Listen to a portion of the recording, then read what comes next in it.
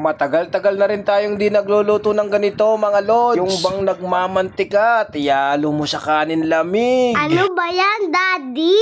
Yan ang tinatawag na kilayin sa Kapampangan na. Hindi nagkakalayo sa kilawin pag tinagalog mo na. Wow, Daddy, sarap yan ha. Nagmamantika.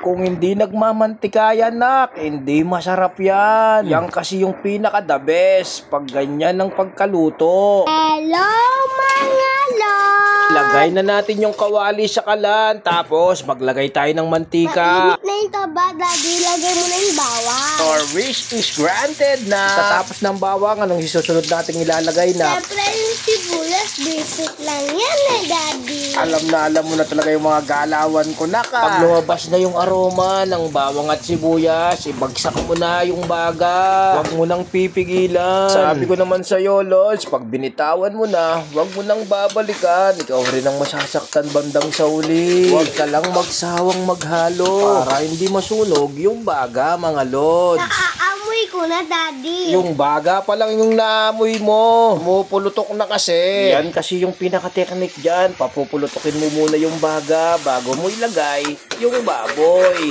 Ganun ba yun? Ang dami mo alam ha. Siyempre, nakapagtapos tayo sa mababang paralan ng mataas na kahoy elementary school na Kaya basic na lang yung mga ganyang galawan na. Atin munang takpan na mga 5 minuto. After 5 minutes, lagyan ng mineral water. Hindi totoo yan, Daddy. Galing lang sa poso yan. Eto naman, binubuko ako lagi. Mineral water yan Daddy. Wala ka pa bang naaamoy? Meron, Daddy. Mabango at masarap ba yung naamoy mo, nak? Hindi. Parang umutot ka, Daddy.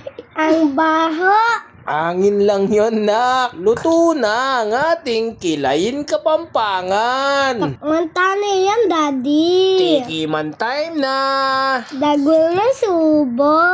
Siyempre. Aliti.